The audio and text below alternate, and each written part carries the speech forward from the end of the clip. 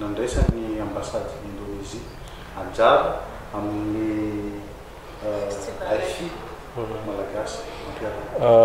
Pertanyaan pertama itu maksud dan tujuannya KBRI Antananarivo dalam keikutsertaan dalam festival AFI Mampiavana. Ya, terima kasih. KBRI Antananarivo setiap tahun selalu ikut serta dalam festival makanan AFI. Jadi setiap tahun, bukan tahun ini aja. Tujuannya untuk mempromosikan hubungan bilateral antara kedua negara, terutama di bidang kuliner. Karena kami melihat bahwa Madagaskar ini secara makanan hampir sama dengan Indonesia. Karena itu Indonesia ingin mempromosikan makanan khas ke Indonesia dalam festival itu. Oleh karena itu kita selalu ikut setiap tahun.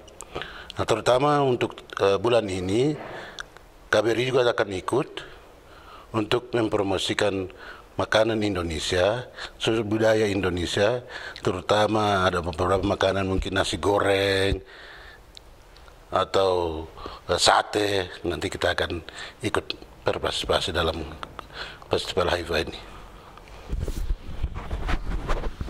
Voalohany indrindra dia tsy voaindray mandeha akory ny masoivoan'ny Indonésia no nandray anjara tamin'ny festival culinaire AFI Mampiavana fa mandray anjara foana izahay hatramin'ny isin'ny AFI Mampiavana. Ny tanjona voalohany dia mandray anjara izay satria fiaraha-miasa amin'ny Madagasikara no sady fiaraha-miasa amin'ny organisatera ihany koa. Ny tanjona dia mba mandray anjara izay ampiroboroboana ny sehatry ny sakafo eo amin'ny firenena rotota ny Indonésia sy Madagasikara satria manana ny valerany tanteraka mihitsy izany sakafo izany amin'ny sehatry ny kolotsaina.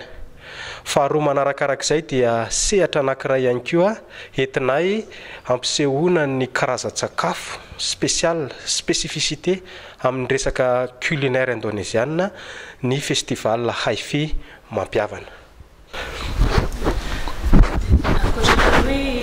Zay antofandraisanareo anjara dia hita zany mety ho zavatra hita amin'ny mpijery amin'ny standnareo ankoatran'ny sakafo misy fitsika hafa be. Dalam festival kuliner tersebut selain makanan dan kuliner khas Indonesia, apa saja juga yang bisa dilihat dalam stand kita? Ya, selain kuliner makanan khas Indonesia, karena makanan khas Indonesia itu banyak dari berbagai daerah pulau itu punya makanan kekhasan sendiri-sendiri. Terdaftar hampir 3.500-an makanan khas daerah, juga berbagai macam aneka ragamnya. Namun kita akan menampilkan hanya beberapa yang terkenal. Nah, untuk itu selain makanan, juga kita akan menampilkan promosi budaya, sedikit pameran pengenalan Indonesia supaya masyarakat Malagas tahu akar budaya yang mereka dari Indonesia, makanan khas. Selain itu mungkin promosi budaya juga. Ankoatran'ny sakafo izay tianay no mampilaza eto fa Indonésia dia manana karazan-tsakafo eo amin'ny 350 eo ny karazan-tsakafo indonésiana. Fa ny tena mampalaza ny Indonésia no Waranto mandritra ny festival AFI Mampiavana.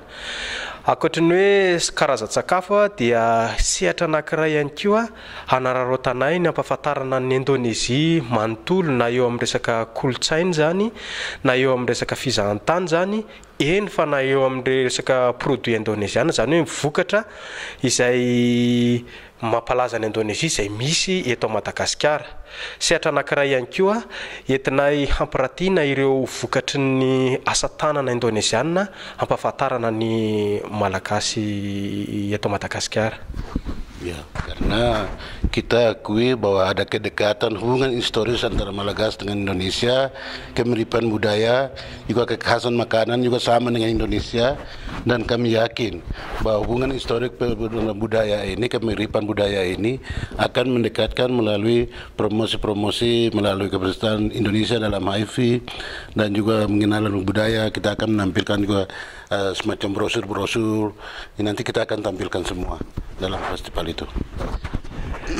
Dia itsandan'izay ihany koa ia raha mahafantatra fa maro ny fitoviana eo amin'ny Malagasy sy ny Indonesia, tsy ny endrika ihany fa na ny sakafo zany, na ny fomba fiaina andavanandro, na ny fomba fitafy, ny rehetrarehetra zany misy fitoviany avokoa.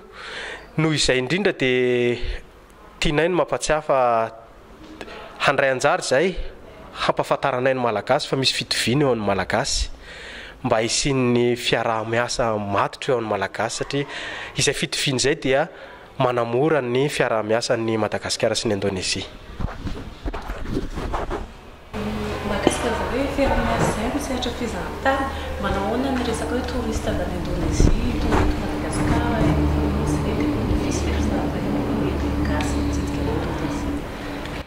Terkait bidang pariwisata, sektor pariwisata, apakah sudah ada wisatawan Indonesia yang pernah di Madagaskar, dan kalau ada berapa jumlahnya, dan apakah juga setahu Bapak ada wisatawan Malagasy yang pernah mengunjungi Indonesia?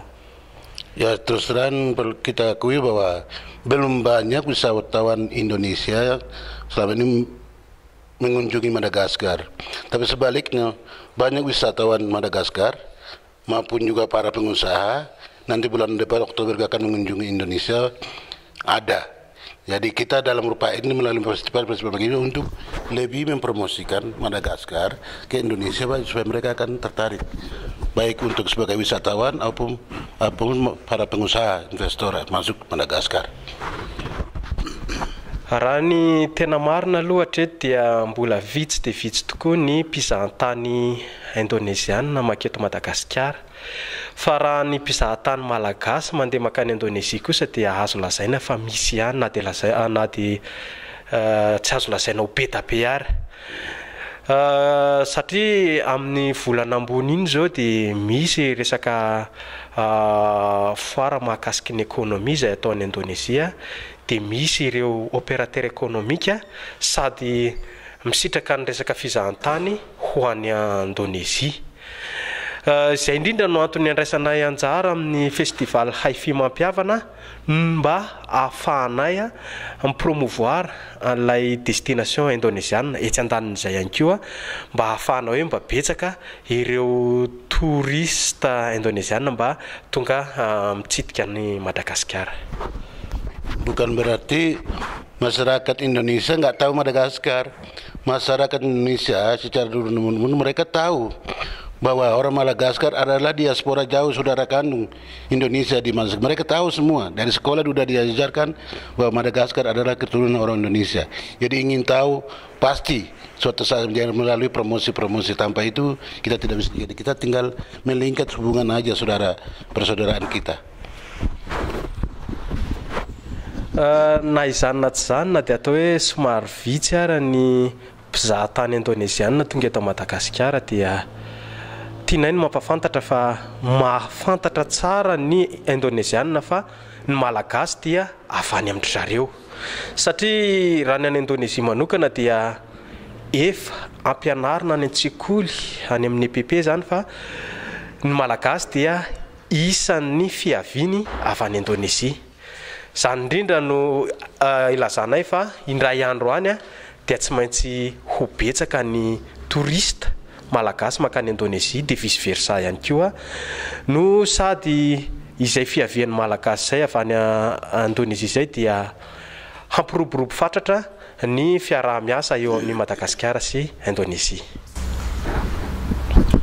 Iverenana kina ny HIV, inona zany amin'ny karazan-tsakafo maro mampiavaka any Indonesia?